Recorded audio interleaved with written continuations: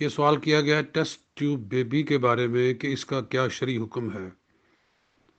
تو اگر شوہر ہی کا مادہ لے کر اسے اور اس کی بیوی کا مادہ لے کر ان کو آپس میں کوئی ملاپ کروایا جائے، وہ سپرمز اور ایگز آپس میں ملتے ہیں تو پھر اس سے بچہ بن جاتا ہے۔ یہ ایک جدید ایک علاج کا طریقہ ہے۔ تو اگر شوہر اور بیوی کے ہی ایگز کو لے کر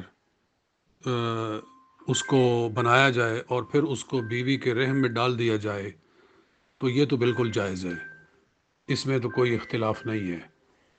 اور پرانے فقہا نے بھی ارشاد فرمایا تھا کہ اگر مرد کا مادہ کسی چیز میں کسی چیز کے ذریعے، کسی آلے کے ذریعے بیوی کے رحم میں ڈال دیا جائے تو اور اس سے بچہ پیدا ہو جائے تو اس بچے کا نسب ثابت ہے، یعنی وہ بچہ اپنے باپ کا ہوگا اور وہ اس کے باپ کے ساتھ وہ منسوب ہوگا، اس کا وارث بنے گا اور باپ اس کا وارث بنے گا۔ تو وہی چیز ہے یہاں جو فقہا نے اس سے پہلے بیان کی ہے۔ اس سے ہٹ کر شادی کے بغیر کسی بھی مرد کا نطفہ اٹھا کے، مادہ اٹھا کے کسی عورت کے رحم میں ڈالنا اور پھر اس سے بچہ حاصل کرنا، یہ ایک ناجائز طریقہ ہے۔ شریعت اس کو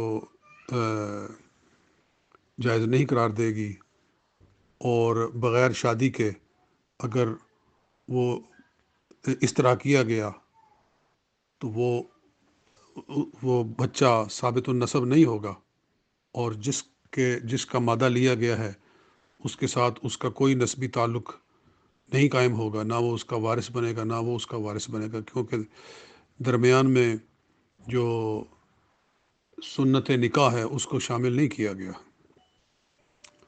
اس کی زیادہ تفصیل جو ہے وہ میں نے اپنی تفسیر برہان القرآن کے اندر سورہ نحل کی اس آیہ مبارکہ کے نیچے لکھی ہے، جس میں اللہ تعالیٰ ارشاد فرماتا ہے کہ ہم نے تمہارے لیے تمہاری بیویاں بنائی ہیں اور ان سے تمہارے بیٹے اور پوتے بنائے ہیں۔ اس آیہ مبارکہ کے نیچے یہ سورہ نحل کے اندر 14ویں پارے کے تیسرے پاؤ کے اندر وہ آیہ مبارکہ ہے۔ بنین و حفدۃ ورزقکم من الطیبات، اس طرح کے الفاظ ہیں اس کے، اس آیہ مبارکہ کے نیچے۔ زیادہ دیکھنا ہے تو ادھر دیکھ لیں۔ السلام علیکم۔